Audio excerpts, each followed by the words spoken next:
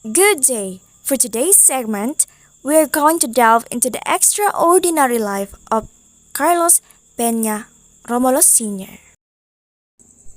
So, who is Carlos Peña Romulo Sr.? Carlos Peña Romulo Sr. was a Filipino diplomat, statesman, soldier, journalist, and author. He was born on January 14, 1899 at Camiling, Tarlac, Captaincy General of the Philippines, Tayaba City.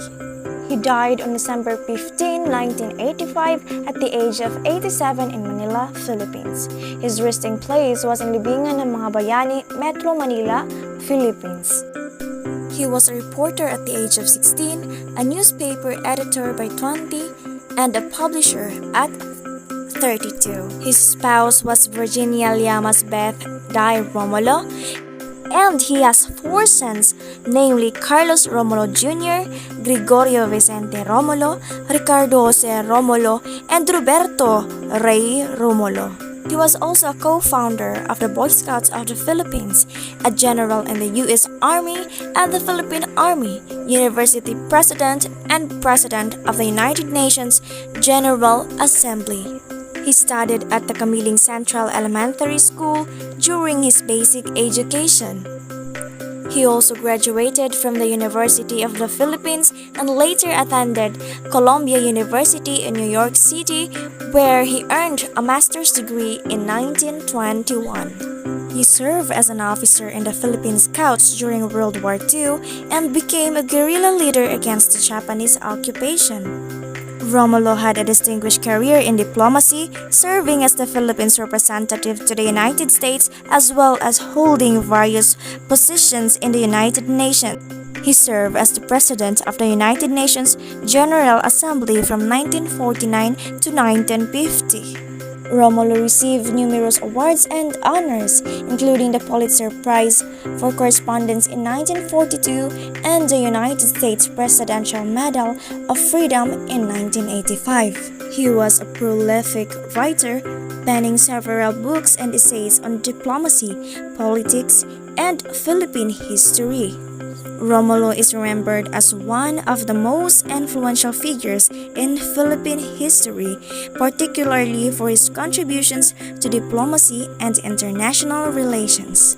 Overall, Carlos Peña Romulo Sr. left a lasting legacy as a diplomat, soldier, journalist, and author, with his achievements and contributions spanning multiple fields. A Walk with Heroes by Carlos P. Romulo. Never that my father was a governor, we moved to Tarlac, the capital of our province. I started high school there and life took a sudden leap forward. Tarlac is described as a small city, but it seems large and cosmopolitan to a boy from a country town. I expanded a social being there. We were a friendly family, large and outgoing. My parents had a gift for making friends and our outlaying family circles alone would have ensured generations of social interplay. In our turn, we children made friends and brought them home. Life became fuller and more pleasing. I discovered girls in high school, or perhaps they discovered me. For I cannot recall a time when I didn't know that girls were in my ways more attractive than my boy playmates.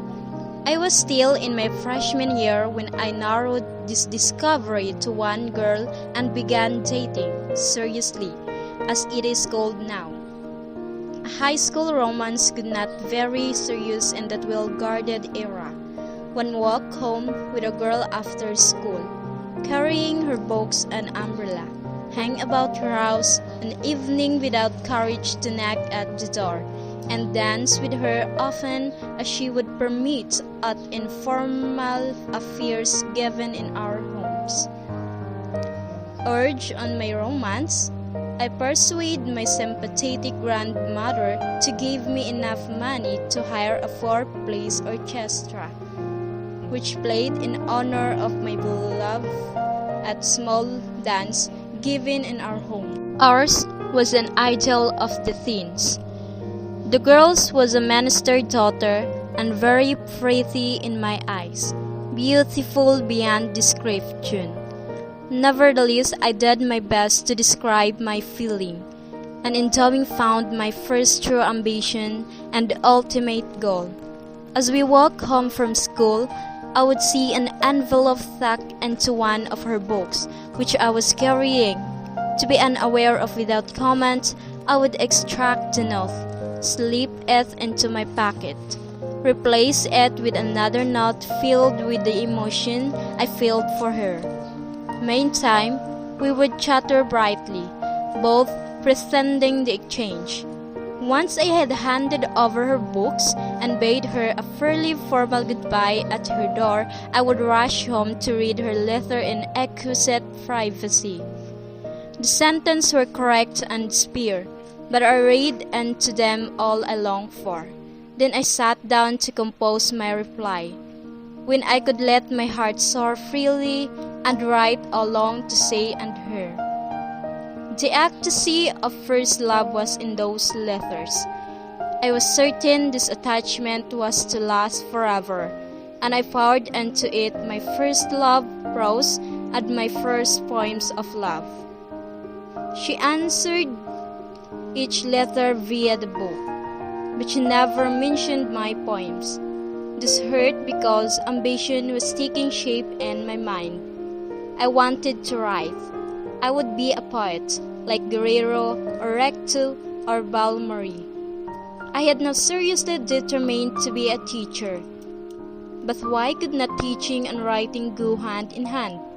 So in Tarlac High School, I began my preparation for the career that would underline and survive all others that of writing. An outsider might have wondered where I found time for this demanding occupation. School, studies, and homework, sports, and social life apparently filled with days. But I had shortcuts to leisure. In the first place, my romance was not entirely without its practical side. My girl was as smart in math as she pretty, and I was as hopeless as ever at numbers. I had reached the conclusion that nothing dealing with numeral could ever be absorbed my mind, and I gave up any efforts in that direction. The object of my affections and several other classmates were generous, seeing that I managed passing grades in math, and in turn I wrote for them the compositions which I excelled. In doing this, I was actually competing against myself. But I saw to it that I continued to get the highest English marks in the class. In every subject except math, I was what actors call a quick study, so schoolwork never interfered with my interest in sports. I liked all our high school games, but my special was salad baseball. I would play till late afternoon, one of the shouting, running, swatting boys in our nine. Then, at home and shut away from the world in the privacy of my room, I became another being, dedicated, solitary, no longer the teenage students, the player of games, young lover. I struggled with the science of the words and their meaning. I was trying to write. No one knew of this secret ambition. It had been born during the siesta hours on our balcony in Camilling.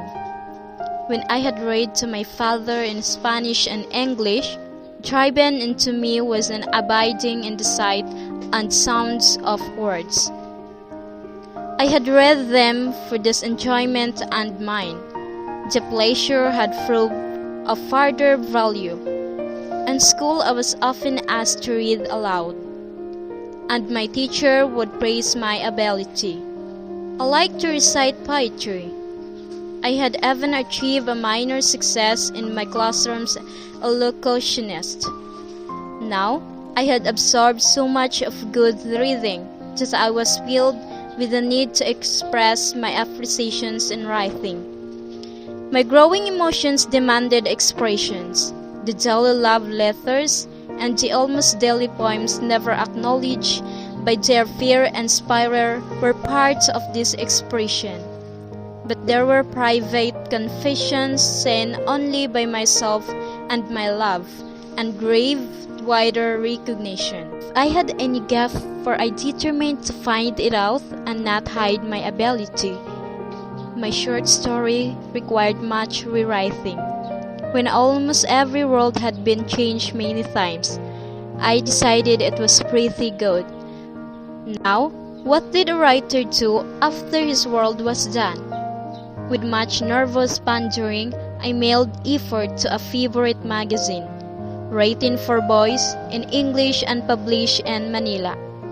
Not until it was in the mail did I realize that the Philippine Observer was a Protestant publication, published by a Protestant minister.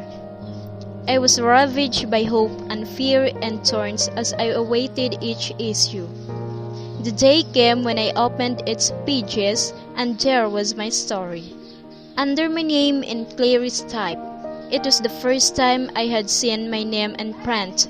I was an author. The sense of accomplishment I felt was overcast my dread. For what would my father say? What would this outstanding Catholic governor of Catholic province do when found his son What would this outstanding Catholic governor of Catholic province do when found his son's name a Protestant publication? It need not have troubled my father. He had great respect for all faiths, for all people. Weak with worry, I watched him turn the pages of the magazine I had not been able to hide from him. I saw his quick glance scan the fatal page, and his smile grow. He looked at me over the magazine.